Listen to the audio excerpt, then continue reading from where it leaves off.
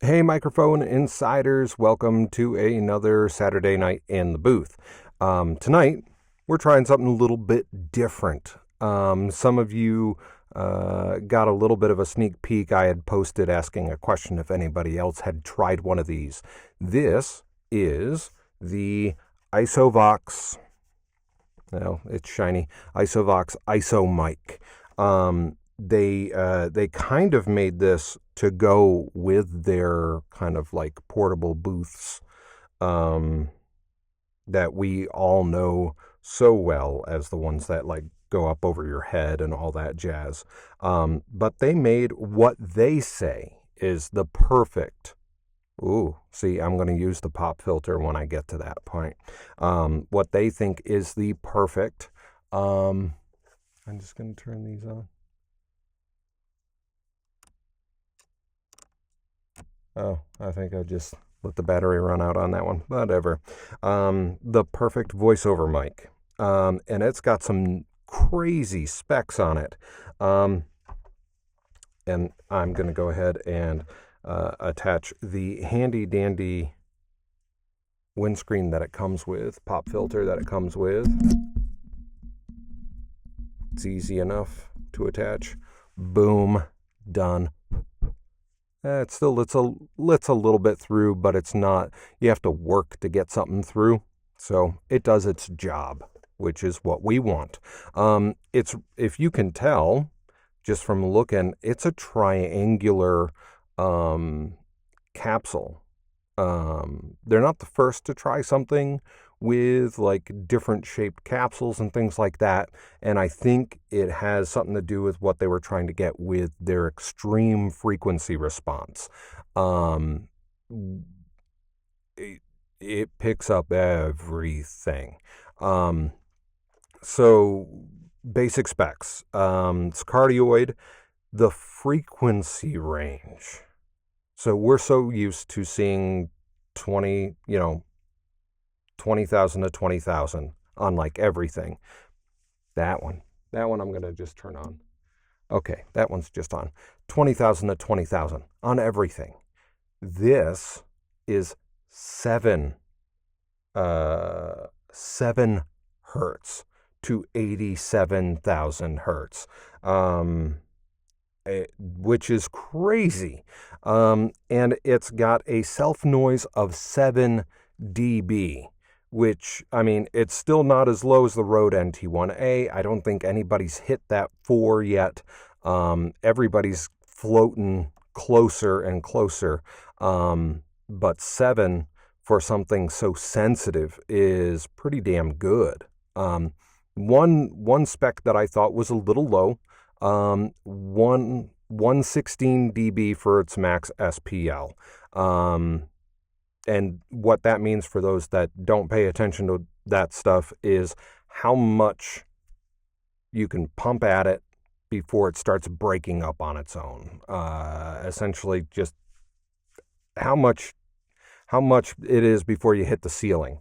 And generally you'll find a lot of these mics will be somewhere in the 120s, 130s, some even in the 140s. In the 140s, that's kind of crazy. This one's only at 116, so this isn't something that you're like doing a lot of shouting into unless you drop your gain down quite a bit. But keeping in mind that, they kind of say this is designed to go hand in hand with their, their booths, and we think of those things that go over your head. Not many people are screaming in those, at least not that I've seen. But it's a triangular capsule, which is interesting. All in all, like I don't have my compressor on. I don't have the de-esser on. I just have this going through my mic pre. Which is the Cranborne Audio Camden 500 mic pre, and this is completely clean. Nothing's been added to this signal. It sounds pretty good. It sounds full. It sounds thick. For for just about anything, I think this would be more than acceptable. I think this price point is $12.99. Comes in a nice box. It comes with the windscreen, and I think they charge a stupid amount of money just for the windscreen by itself. It's super light. I picked the microphone up. It might be one of the most expensive and lightest nicer condenser microphones I've ever picked up out of the box. I picked it up out of the box, and it weighs very, very little. I think somewhere in the specs it actually said how much it weighed, and it's ridiculous. It's dumb how light it is, because I think it's all like an aluminum casing and all that, and there's nothing to it. Now, also notice that there's no birdcage, no shock mount, because they have their own integrated mount to this. So it's all kind of contained, so it doesn't need that, which I also thought was kind of cool. So the capsule's kind of suspended in its own thing. Yeah, all in all, see, as I was hitting it a little hard, yeah, there's that break up there. And that's the same amount of gain that I put through my Loudon Atlantis, the same amount of gain I put through my Lewitt LCT 640 TS. So I would probably maybe back it up one click on my gain, just so I know I'm not going to be clipping that out. But I think this is a good sounding mic.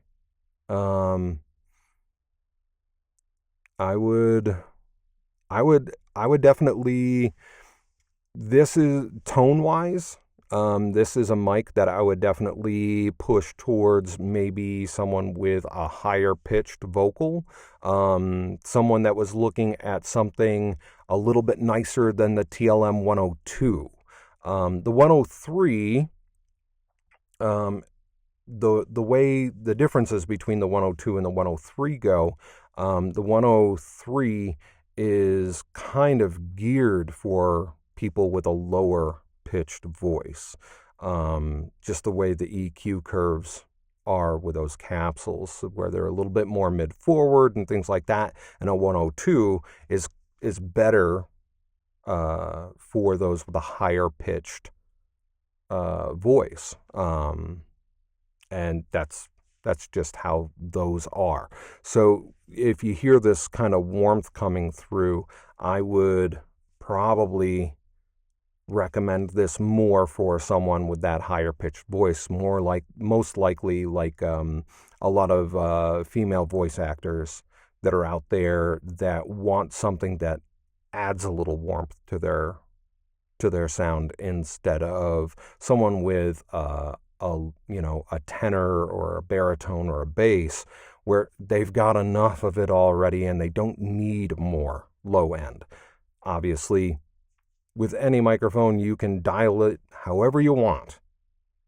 That's the beauty of these things. I mean, as long as it's a good sounding microphone and you're getting a good clean signal, you can go through in post and do whatever the heck you want with it. But the less that you do to a signal in post, the better it is all around. So think about that when you're picking out a microphone. I mean, you can get that really inexpensive microphone to sound like a much, much more expensive microphone, but how much work are you putting in to make it sound that way? And what is being done to your files as you're doing that? Your files, every time you add a plug-in or something like that, your file size just goes bloop, bloop, bloop, bloop. So keep that in mind. And that's why a lot of people will spend that ridiculous amount of money on a microphone, because we're all looking for that microphone that just gives it to us clean without having to do all the crazy stuff on the back end. The less you have to think about it, the easier your job is. The less stuff you got to do. But that's my rundown on this. It's absolutely usable.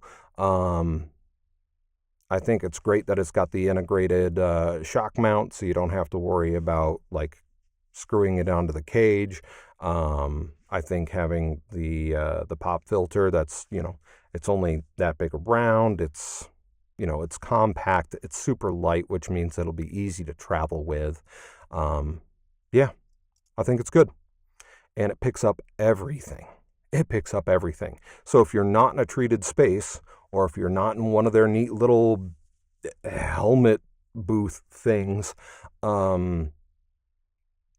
you would probably not want to do this. Make sure you're in a treated space, or this will teach you a lot about treating your space. And that's what I got. Have a good one. Stay safe. And I'll see you next time for another Saturday in the booth. See you on the other side, or the inside. On the inside.